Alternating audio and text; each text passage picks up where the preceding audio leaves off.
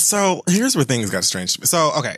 First of all, Puffy responded to it with some photo from the same party that was just him and Jay-Z. You know, he's selective with who's in his photographs. If it means cropping or photoshopping, face tuning your ass out. And truly, I love it. You have got to. The fact that am a fan. Diddy will take a picture that everybody else has already seen, shop niggas out, and then re-upload it. And then repost it. Like, oh no, you weren't fitting the color aesthetic and you just weren't fitting the rich aesthetic. No, get them out of there. Like, I hope that he Where has did this nigga come from? I hope he sends the photos to like an intern and has them do it like as the party is going on. And then he probably does. Like, I would love for like Puffy to do that shit while Fabulous or somebody is standing right next to him still. You're like, oh, whew, she sent it. Nigga, Tasha sent it back all cleaned up. I'm still here. Like, yeah, and I'm speaking to you right here. I'm saying hi, hello to your face. Just because I'm not posting you on my Instagram does not mean we're not cool. Trust the vision. I feel like he would say Let me do like this. So he posted a photo of him and Jay-Z, and it had this real, deep thing about changing the narrative and uplifting the black man. I don't know, whatever. It was just like a subtle, indirect response of, we're gonna do the right thing by the blacks. Yeah. Cool. So the reason I even heard about this is because Raven Symone reposted it on her Instagram. Of course. She reposted Speech's post. And then in her caption, it was just like 3 emojis, like one with a little, like, what's it called? A little Sherlock Holmes glasses. Oh, the little magnifying glass thing? Okay. Wow. Oh, sis. Whatever. Now, you would think Raven Symone would be keeping it real cute with the internet because she's always half a step away from getting dragged. Especially when it comes to any kind of racial discussion. Right. Especially when it comes to anything, because we know how she likes to act almost in an elitist kind of, I'm one of these blacks, and if you all didn't act so blackly, then things wouldn't be so bad for you. Like, she very much has that air and attitude about herself. And didn't she... I feel like Raven she's not really the one for this. What happened to every country in Africa except one, and every country in Europe except one? I think they had like an intervention for her with that. Somebody must have, but see, Oprah tried to tell her when she was doing that interview, like, sis, the things you're saying, don't say this. They're going to get you online. Well, she hasn't been on The View anymore, so she's mostly been, quiet and doing her Disney show, so I'll take it. Oh, I thought she was still on The View. I don't know. I don't watch it regularly, so. I don't either, but I've watched clips of it, especially last year during all of the Trump nonsense and stuff, just to hear the conversations and stuff. I see her on Blackish whenever they need Dre's sister. Her to come in. So I guess she's just like, I'm going to do my TV thing and maybe share my opinion a little bit less. I don't know. Either way, point is, she reposted it. T.I. did the following. He posted one of these sepia-toned quotes that you niggas love. I don't know. It says, every saint has a past and every sinner has a future. Really? And then in the caption... That's every prison nigga's favorite line. I was going to say that is every prison nigga's tattoo. And they get it put right underneath them praying hands and their grandmama's birthday. Just put it on my collarbone. Them wings on each side. Right, on each side. Or flames or some shit. Oh, niggas. With a skull and crossbone right in the middle. Yes. So his caption, he tags Raven, and then it says, our sins ain't no greater than yours, ma'am. The air must be thin as hell up there on that high horse he's sitting on. Somebody please let me know what the fuck up with Shawty. Raven later deleted the thing that she reposted, and then she posted like a miniature iOS press release, and it says, deleted my post because the comments were not something I want my underage followers looking at. I'm not deleting because I don't believe in what I said. You could have just turned the comments off if that's how you felt about it, though. Right. Instagram lets you do that. They've allowed you to do that for a while. And Janae Aiko takes advantage of it a lot. And sometimes I be mad because I be wanting to stand under the pictures that she locked. But I hate when I can't stand under a picture. Right. But I get it at the same time. Sometimes you just want to post your picture and go.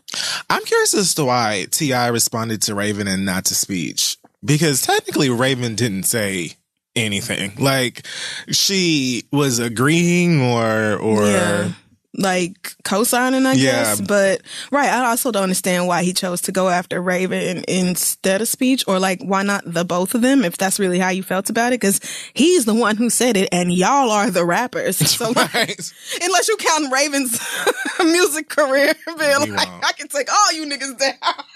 No. Don't act like you didn't love Little Raven Symone in her Timbs. I did. Written by Missy Elliott. Oh my God. I love this so much. But anyway, I don't get why he would be bothered with Raven as opposed to just going straight to the source with this. Other than Raven is a much easier target because, niggas don't really fuck with Raven like that. And it's not like Speech don't have no point at all, or that it's like not a conversation worth having, because it is. It's just the fact that had he said it the way he did without including a picture of all these niggas and being like, these niggas is indicative of everything wrong with Black America or whatever, then, it would not have been syndrome. It's like a point with a terrible approach. Oh my God. There you go. You hit the nail on the head. It is a point with a terrible approach. They have been shit. Like, Monique. Don't do this. Like, shit. Oh. It is so clear. And especially like when they released those Will Packer emails, that was for me the point where it was like, okay, you have officially like completed. Wait, Will Packer emails? I don't think I saw those. She released some emails between her husband and Will Packer. And like the very first one is basically Will Packer saying how I was rooting for her after everybody told me don't work with her because you're going to have to work with her crazy ass husband and they both like nuts and they're troublesome and just don't do it. And he did anyway because of how talented she is. And he specifically that series of emails made it clear to me that Sydney is a big part of the problem. Yeah. I don't know if he's like the only one. I'm sure he's probably like the only one representing her right now, but whatever back and forth or whatever he's been doing as representative of her, I feel like is a big part of the problem, because the email that was like he sent in response was so like, Monique, stop. Please stop. Tell Sydney to go sit down, watch the twins, fire your husband, please, write an hour, and take it on tour. That's it. Like, I just don't think your husband needs to be running your business, because it's he don't clearly need to be doing nothing. I think it's almost certainly more of him and his antics and ways that is turning people sour more than anything else. I just wish the whole thing with the Queen's Court had panned out and hadn't had to just. You know what? Let me like tell you why I believe in Christ the King, because he showed up. It would have been everything. No, it would have been everything. From the moment it would have been life. That I saw that Monique was like, "Oh yeah, sure, I'll do it, my babies. I love us all for real." I was like, Monique, everything. Monique. No, it would have been greatness. And God came through and was just like, error 404. I felt for Madison. I did, because you could tell she was really looking forward to it. She was prepared and ready for it, and she wanted it to be, nicely done and all this. I felt for her, because to just see them having so many technical problems, and then Kaya's stank ass just getting up and leaving like, oh, well, girl, deal with it on your own. Just leaving her there to deal with the tech problems and all that. And meanwhile, Monique is on Periscope the whole time. Looking like an auntie. You know how aunties always be on FaceTime, but only from like the neck up, because they don't know how to position the phone right.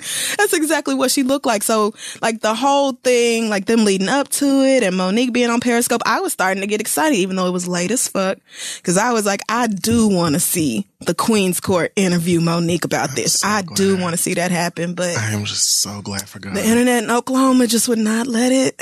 Just wouldn't let everything be great. The father. Wow, you are a hater. That would have been so entertaining.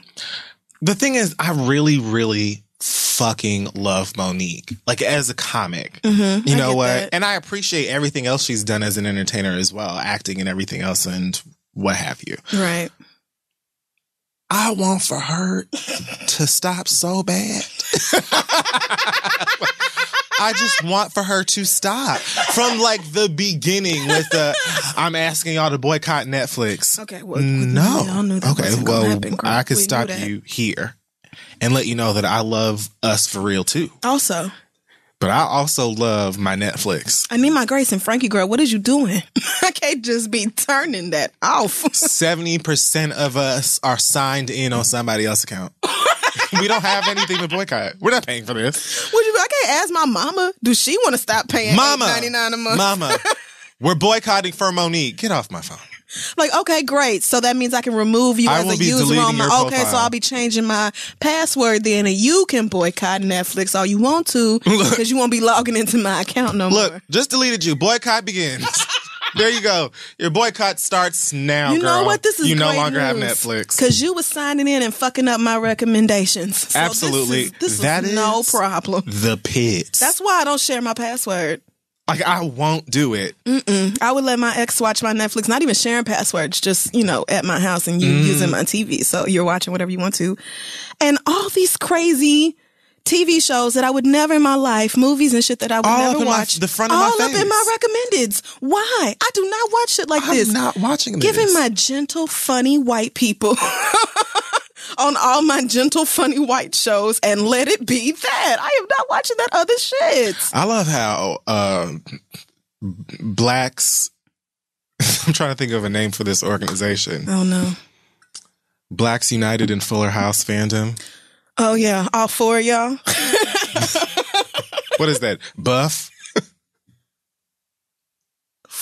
Blacks United. But yes. You ignore that N. Yeah. You could just put an H in between them two F's. It's fine. It's still Buff. The H is silent. Right. Yeah. It's Buff. There you go. So y'all niggas who came together as a large conglomerate to tell us how much you start. It's all of 10 of y'all. Maybe. Like, that was gracious. I really want to call out our friend who loves this show, but I'm not going to shame her like that. I don't want y'all tweeting her and being in her Instagram comments about it. I just don't get it. It's not good, but whatever.